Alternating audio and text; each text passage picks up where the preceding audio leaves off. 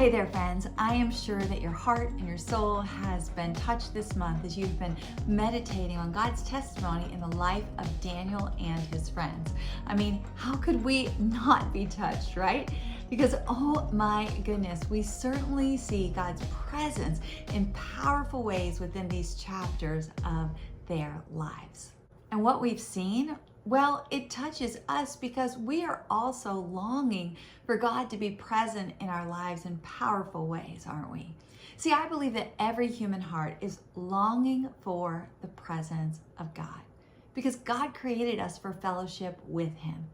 And so when we have the privilege to see God's presence so powerfully displayed as it was in the lives of Daniel and his friends, well, it touches us deeply because it gives us hope to think that we could experience the same.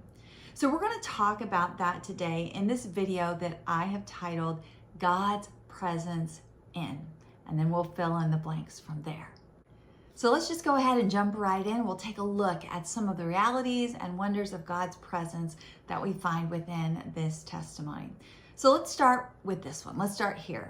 God's presence in the exile. God's presence in the exile. We find the exile in Daniel chapter 1. Also, it is referenced in Daniel chapter 9 that we were in for our study. But I think it's so important to highlight the reality of the exile that Daniel and his friends were walking in, living in. They were literally exiled to Babylon from Judah. See, if we don't sit in that for a bit, we're going to miss so much of the real and raw challenges that they were facing. See, what about you? Have you ever been forced to go somewhere you don't want to go? I don't know how you feel about that, but for me, I don't even like to go somewhere for dinner that I don't want to go to. I can kind of get a bad attitude about that, and that could only last for a few hours. Well, these guys, this was their whole life. See, imagine a young man, and your whole existence thus far has been centered in Judah. It's your home. You've got a promising future ahead of you, and then everything changes. Everything you've ever known is upended, and not because you're seeking it out, but because it happened to you. You're transported against your will to another land, separated from your family, and this land is vastly different in every way than what you have ever known. And on top of all of that, you've got a stranger now calling the shots in your life. This is basically what happened to Daniel and his friends. They were exiled, and it would have been easy for them to feel rejected by God. If we look at Daniel chapter 1, we get a little view of how promising Daniel and his friends' lives probably were in Judah. Because verse 4 describes them in this way: youths in whom there was no defect, who were good looking. They were showing intelligence in every branch of wisdom. They were endowed with understanding and discerning knowledge, and they had the ability for serving in the king's court. See, this is a description of what Daniel and his friends were like. So in Judah, they would have been the cream of the crop, so to speak. And that's why in verse 5 of Daniel chapter 1, we see that the king of Babylon recruited them because he was looking for young men like this from Judah to put in his training camp. He wanted to put them in a camp for 3 years to train them to now be in his service in Babylon. And verse 7 tells us that he not only wanted them in this training camp, but he also wanted their very identity to be changed. He actually gave them new names. But I think from my perspective, as if that wasn't challenging enough, I would think the hardest thing about it would be to comprehend that God is the one who set this up. See, verse 2 of chapter 1 of Daniel tells us that it was the Lord who gave Jehoiakim, king of Judah, into Babylon's hand. And that it was God himself who allowed the Babylonians to bring the holy vessels from God's house into the treasury of the king's God. God set this up. He purposed it. So if we're looking for the realities of God's presence in these testimonies, we may not be too happy about this one. I mean, this one doesn't sound so encouraging. Why would God do this? Well, the truth is, God brought about this exile because the people of Judah had refused to worship God as King and Lord over all the earth, the one true God. See, we have to examine the horror of this exile in light of that truth. Because it would be very easy to demonize the Babylonians, and in part it could be true because they did have many demonic practices within their culture. But the real enemy here is sin. It was the pride and the unbelief of all the people who lived in Judah who would not worship the one true God. See, when there's pride and unbelief in our life, all kinds of ungodly and unrighteous behavior flows from that.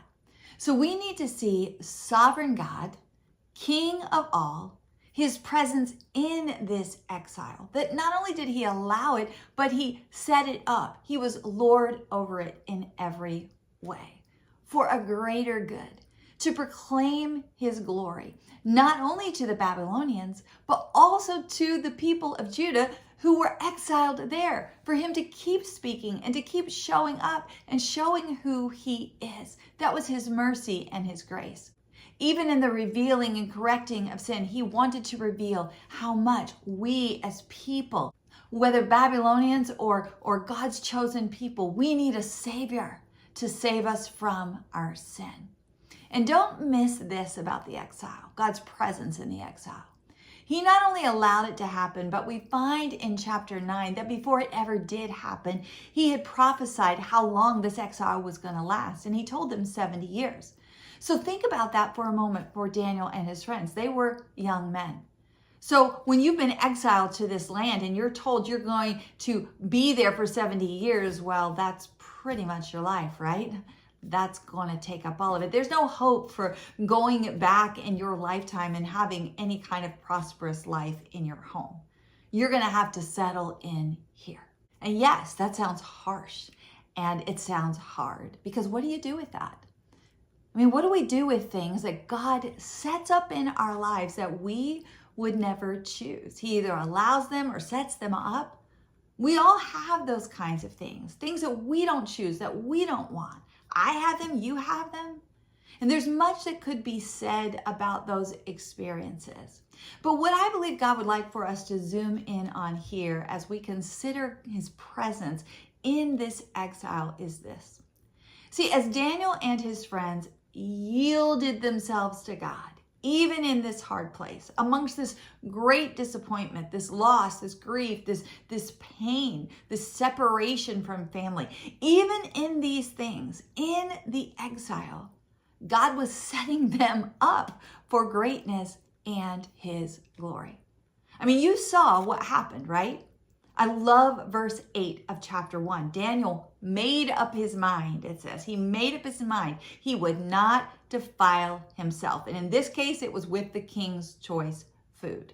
Now, he could have easily justified doing so. You know how we do that when we're in a hard place? We justify our sin. Well, when I get over this, I'll get back to what I need to be doing right. He could have done that, but that's not what he did. He made up his mind that he would not defile himself in this new land. He belonged to God in Judah, and he would remain God's child in the land of Babylon. And what we see is that God's presence was with him and his friends, even in the exile, See, the latter verses of Daniel chapter 1 tell us that God gave them favor and compassion in the sight of the officials, that he gave them heavenly intelligence and wisdom and insight to see things that only heaven can reveal. We actually find that he caused them to rise high above all the other young men who were in this same training camp in these very areas. Verse 20 says that they were found to be 10 times better. So here's what this shows me, and I hope you're seeing this too.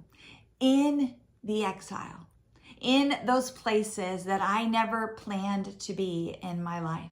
And we all have had them, maybe are in them now, or will walk into them in our future days. Here's what our best response is. It's to make up our mind that God is still God and his presence is still with me, even in this hard place. If he allowed this exile, or if he even caused it, as hard as it is, I can trust that God will bring good from it because he's always good.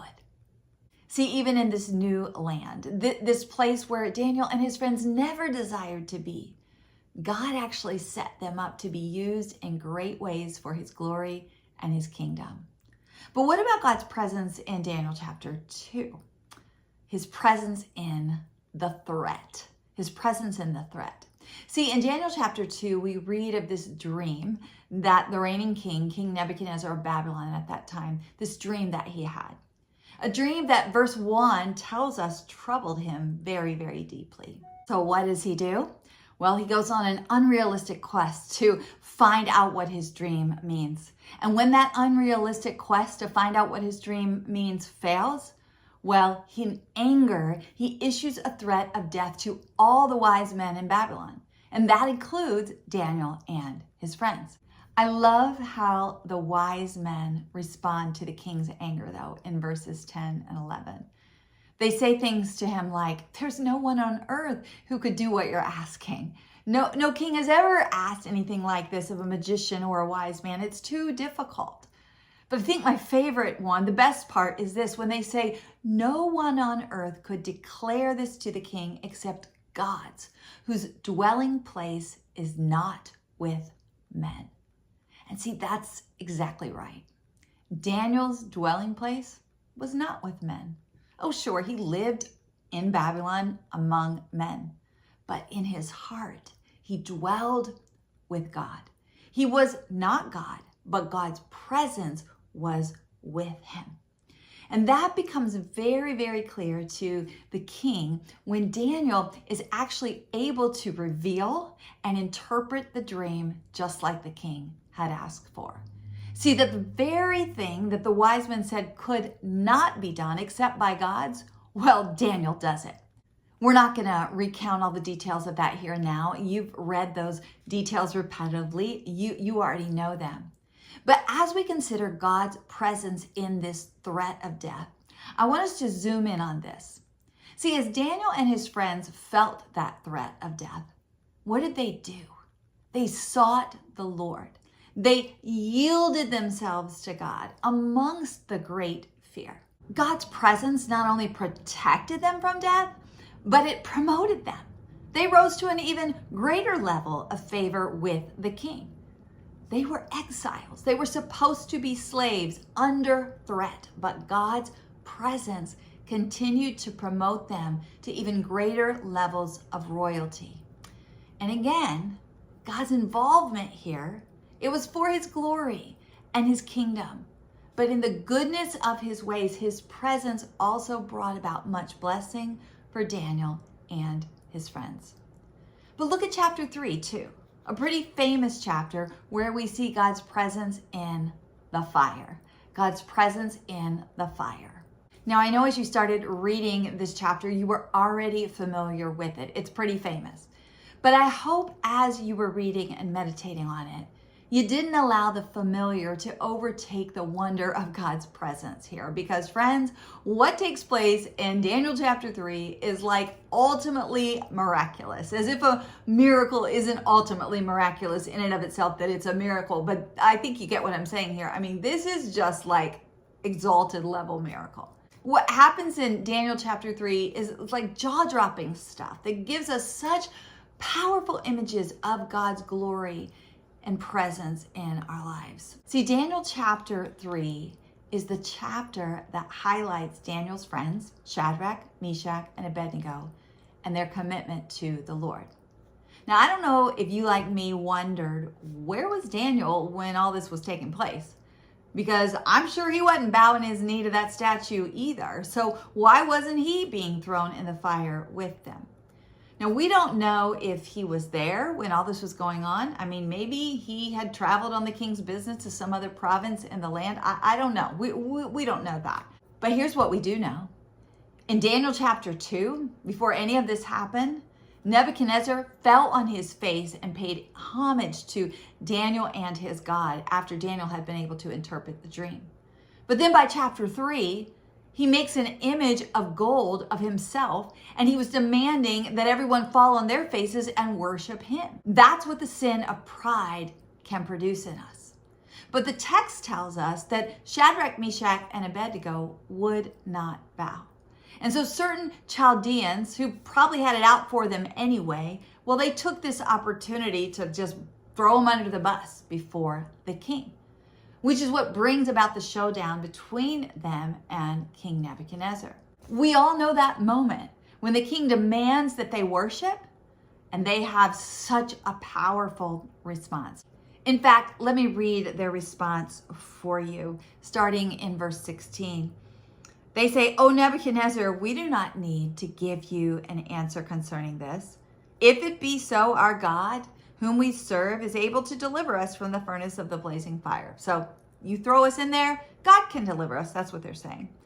And they're saying he will deliver us out of your hand one way or another, O king. We know that. That's what they're saying. I love this part. But they say, "But even if he does not, let it be known to you, O king, we are not going to serve your gods. We're not going to worship the golden image that you have set up." Those verses, they are so inspiring to me because I want to be faithful to God like that too. No matter what, that I would say, I will not bow.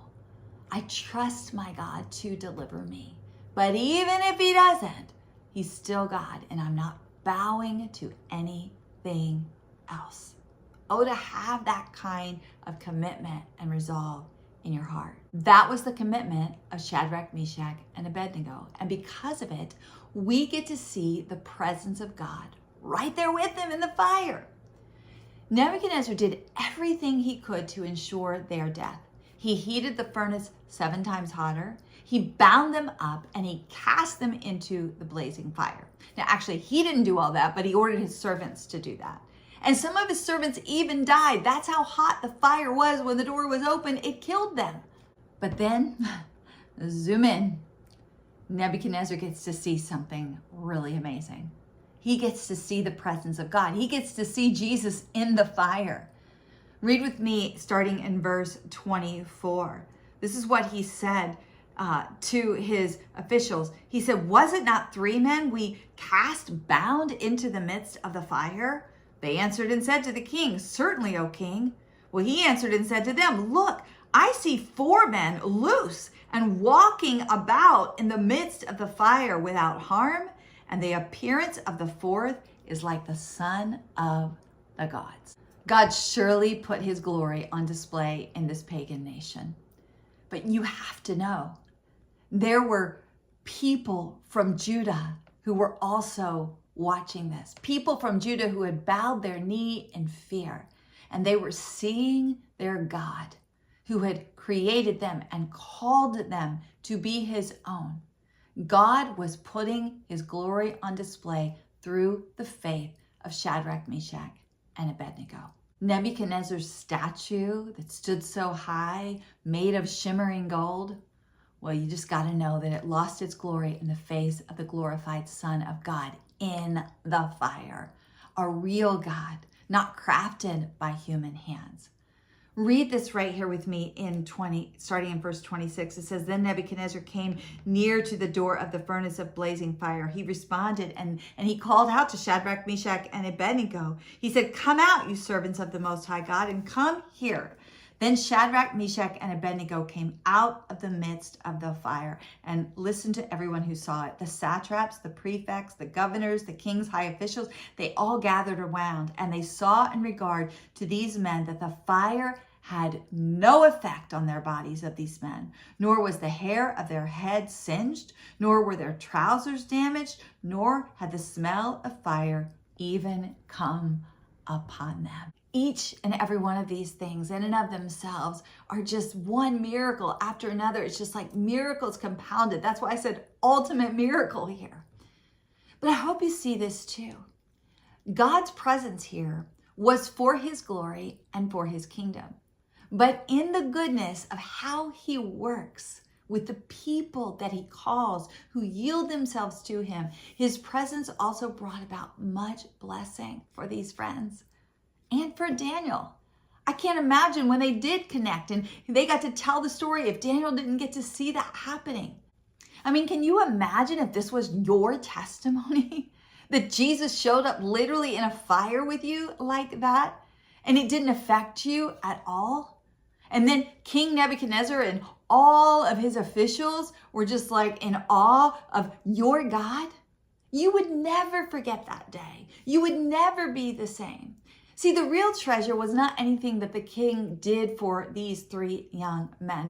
The real treasure was that they had experienced God's presence with them in the fire. Don't you know they had a confidence of faith that lasted them for the rest of their lives from this? They would never forget this moment.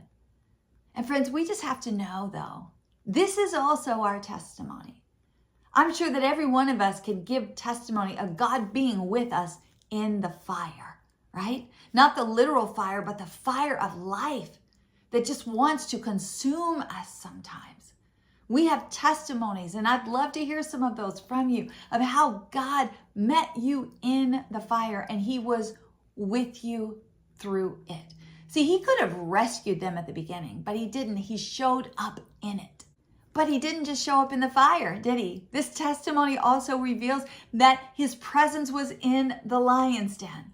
And that's the next one, God's presence in the lion's den. See, we know about this one as well. It's a familiar story of Scripture. But again, I hope the wonder of it for you was not overtaken by your familiarity of it. Because here again, in Daniel chapter 6, we see Daniel made up his mind to be committed to God no matter the challenge, no matter if it took his very life. His life was threatened over and over again as he lived out his days in Babylon.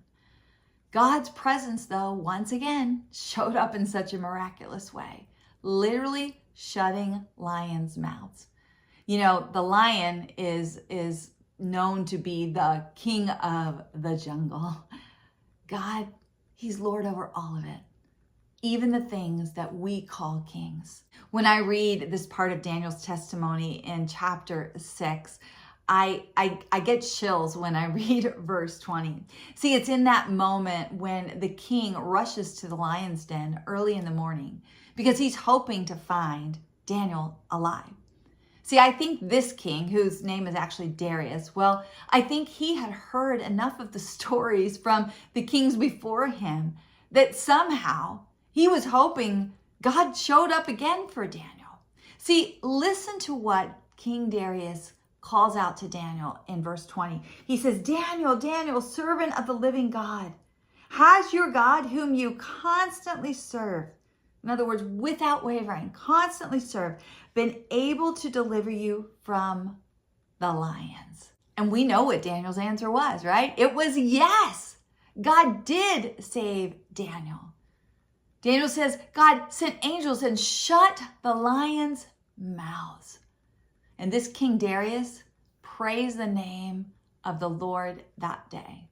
See, for one king after another, starting with Nebuchadnezzar when they were first brought in exile, to then Belshazzar and Darius, and also Cyrus, who we didn't actually read about. The presence of God moved through Daniel and his friends to show them his glory, to put them in their rightful place and him in his. So let's talk about this too. God's presence in the king's palace. God's presence in the king's palace. See, in all 6 of the chapters that we meditated upon, Daniel and his friends were doing life in and around the king's palace. But they were fully yielded to the one true king, God himself.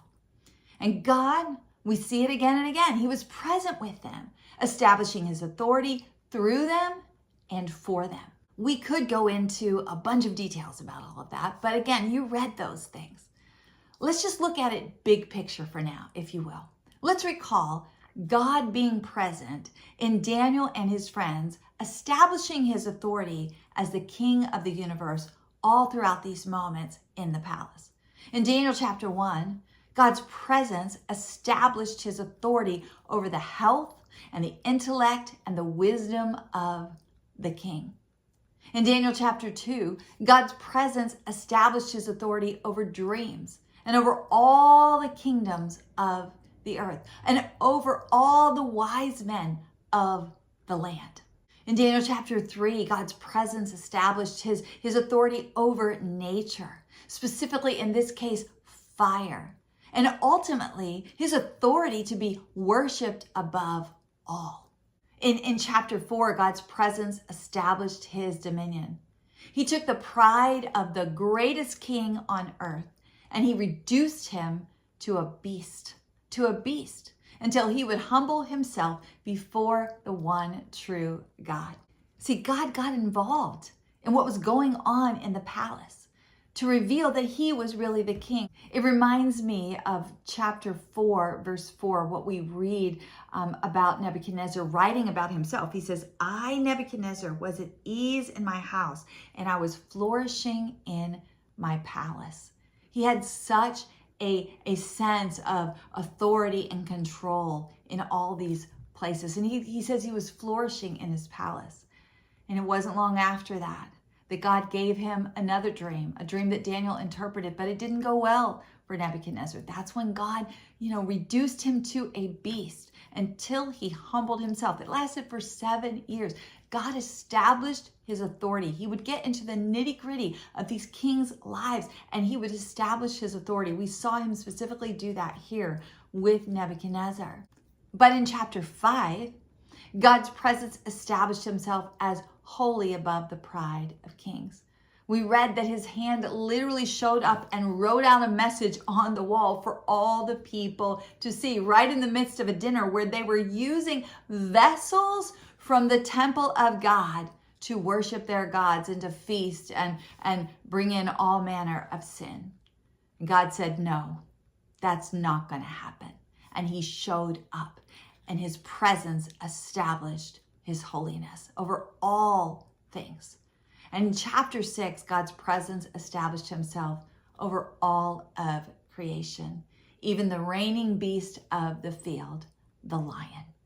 See, as Daniel and his friends lived and did life in and around the palace, God's presence in them and flowing through them glorified God and established his dominion over all the earth, and brought about much blessing and wonder of miraculous experience in their lives that was supposed to just be this exile of servanthood and slavery. I love reading what Nebuchadnezzar himself said after he had been humbled. This is what he wrote in Daniel 4:34. He said of God, he said, for his dominion is an everlasting dominion, and his kingdom endures from generation to generation. Now, he had said this before, but now he's saying it with a humble heart. And this is what he writes in verse 35, and all the inhabitants of the earth are accounted as nothing. Doesn't mean they're worth nothing, but in comparison to God, they're accounted as nothing. But he says of God, he does according to his will in the host of heaven and among the inhabitants of the earth. God does as he wills. He's sovereign over all. And Nebuchadnezzar writes, no one can ward off his hand. In other words, you can't push God away just because you don't like what he's doing. You can't do that. You can think you're doing that. Many of these kings did, but they couldn't. And you cannot say to him, what have you done? Sure, you can use those words out of your mouth, but that's not even a valid question because he's Lord and King over all. His dominion is an everlasting dominion. And Nebuchadnezzar knew that now. All because God had been present in and through these men who were yielded to him. And Nebuchadnezzar got to see the glory of God. And so, as we bring our thoughts to a close, I would just encourage you to ask this question. What about God's presence in me? What about God's presence in me? Is his presence in me revealing his glory and bringing about much blessing? I find it so interesting that the real reason for this exile is that the nation of Judah would not exalt God as king over their lives.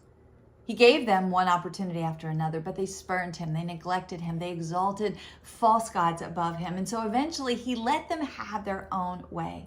Hence they experienced the exile. And yet he went with them. See, now in this new land, God was going to still make it clear. I am the King of heaven and earth, not only for the nation of Judah, but also for the nation of Babylon. And the way he did so was by being present in the lives of people yielded to him. See, there's always a remnant of people. The Bible talks about the remnant of God, meaning people who still remain true to God. Even if everybody else turns away, they still remain true. Daniel and his friends, they were part of that remnant. So it didn't matter if they were in their homeland or in an exiled nation. They determined they would have eyes for only one king. But what about you and me? I don't know where you're at today. I don't know if you're looking at your life and thinking, how did I end up in this place that I never wanted to be? Or if maybe life feels good for you now. No matter where we are, God can be present. As we live our lives yielded to him, he can be present in us, doing miracles in us and through us for his glory, and yet we get the overflow of those blessings. His presence can literally bless you and protect you and prosper you, even if you're in a really hard place. I believe the greatest reality of his presence is that he is Lord over all, sovereign King and Lord. This testimony speaks that into our lives, into the everyday nitty-gritty places of our lives, whether we're walking in palaces or sitting in lions' dens. God's presence is for his glory and for our good. Oh Lord, let these testimonies come alive in us. Amen. Amen. I'll see you soon.